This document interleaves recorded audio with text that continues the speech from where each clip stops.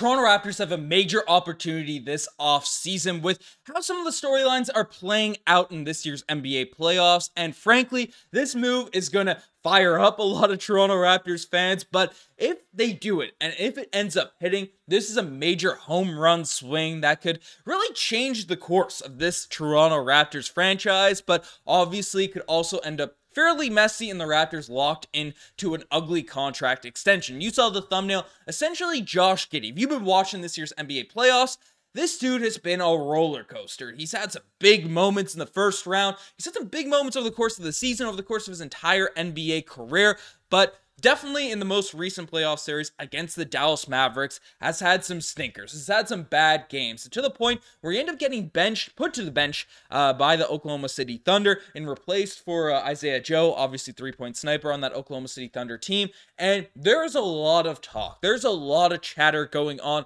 right now amongst Oklahoma City Thunder fans, amongst general NBA fans about the future of Josh Giddey on this Oklahoma City Thunder team. Basically, if you're not familiar with this contract situation, the guy is eligible for an extension this offseason, and next year is the last year of his rookie scale contract, the 2024-2025 NBA season. And at that point, this is the summer. Again, he was in the Scottie Barnes draft.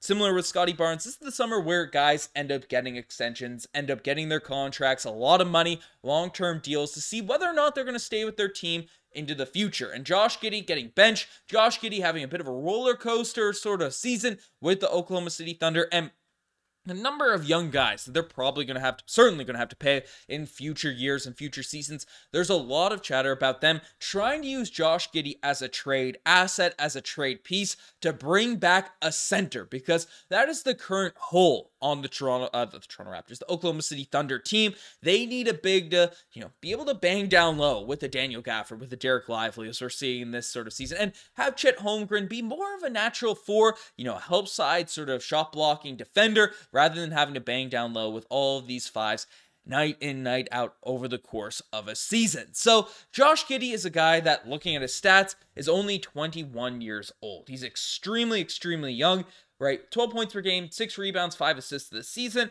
Solid stat line, fills up the box score, 47% from the field, 34% behind the three-point line. But even last year, his numbers were looking really good. 17 points per game, 8 rebounds, 6 assists. That team lost a few more games than this one here, so his role regressed a little bit this season, but more so, I think the regression in stats is this dude had an absolute nightmare of a season off the court. Had the allegations thrown his way, which ended up getting voided, not charged with anything, and it seemed like it wasn't as big of it. Basically, I pulled up the official report. After thorough and exhaustive examination, we have completed our investigation into the information that was circulating on social media involving Josh Giddey. Our detectives have reviewed all of the available information. We're unable to corroborate any criminal activity related to Giddey. The Newport Beach Police Department is committed to ensuring accurate information is disseminated to the public, so while ensuring the rights to all those involved. Basically, he had an inappropriate relationship apparently with a minor when he was 19. Apparently she was 15. That was the latest news report I saw.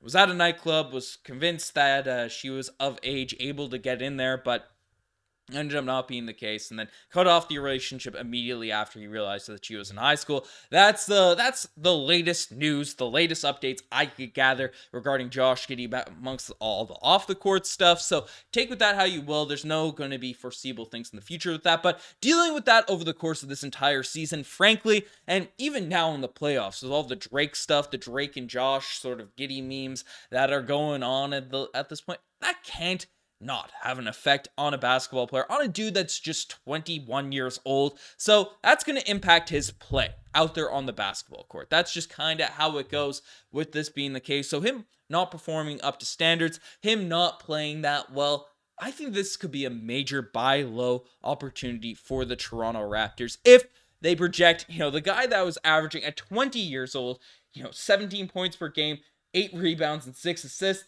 That dude, if that dude is available with that age, with that sort of level of play, that could be a major buy low opportunity for the Toronto Raptors, even if the positional fit is still a little bit weird. But I mean, moving Scottie Barnes to the floor, the lineup, young core of Immanuel Quickley, RJ Barrett, Josh Giddey playing sort of at that level you want him to play, and then Scottie Barnes at the 4, and then whoever you're running at the 5, figure that out in the future. But that's a really nice young piece. Could potentially be a home run swing for the Toronto Raptors. Now, what risks do you take if you make a deal like this? Because you have to give something up. And frankly, the Oklahoma City Thunder would want a 5.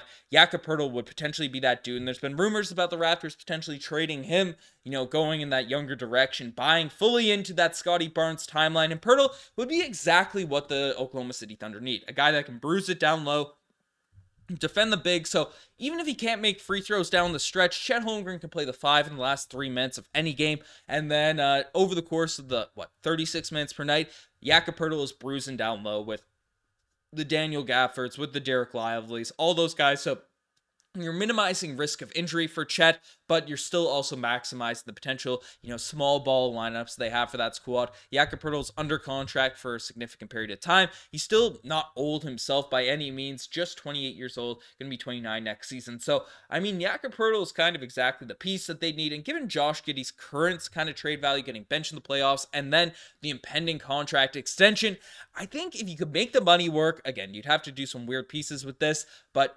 that's a pretty fair value trade. Now, maybe Thunder fans would absolutely rip my head off for saying that, but I think that's a sort of reasonable deal because Jakob Poeltl is a starting caliber center in the NBA. So I don't want to be tossing Jakob Poeltl out left, right, and center, but basically the real risk, obviously trading Poeltl is a massive blow. You have to figure out that center position. Maybe you do that in the NBA draft, but the big risk is how much are you going to pay Josh Giddey? What's the contract extension that's coming in? You bring him in, obviously becomes a restricted free agent, so you have his control, but that flexibility kind of goes away. Now that IQ is going to get an extension this offseason, Scottie Barnes' extension is going to be incoming as well. Then RJ Barrett's already under a long-term contract, and then Josh Giddey would be the guy that you're sort of locking into a significant contract for the future. So that's a big risk you're taking there with Josh Giddey, and I know the comment section, they are going to be extremely sort of polarizing, saying this is a crazy take, a bad take, a good take, whatever, right? There's no real right answer to this because you're banking on people's potential if this deal were to go down. But again, the Toronto Raptors won a championship after taking home run swings and taking a risk on a guy that's 21 years old, that's already put up 17, 8, and 6 out there in the NBA. Just 20. I mean, that's a risk that, with all the off-the-court stuff sort of hopefully behind him now at this point, that is something that you probably would take. But again, positional fit, the defensive question marks, obviously will the jump shot actually develop or not? Another guy that has the ball in his hands. Those are fit questions that you do have to take into account. And then also the fact that, hey, does he make sense? Is this the type of guy that you want to run around Scottie Barnes, RJ, as well as Immanuel Quickley, who are 3 dudes that will need the ball in their hands at this point as well. But definitely the passing, we'd have 4 guys that are extremely high IQ basketball players. IQ, no pun intended, but lots of guys that could pass, that could facilitate, that could just make things work. And I think, regardless of fit, you have a 21-year-old that has the potential of a Josh Giddey, the flashes that he's shown over the course of his career. If there's a buy low opportunity, it always makes sense to trade for talent. But I don't know. Let me know what you guys think about that in the comment section down below. You guys are the best to make it this far. Subscribe to the channel if you guys haven't already. I'm signing out. Cheers.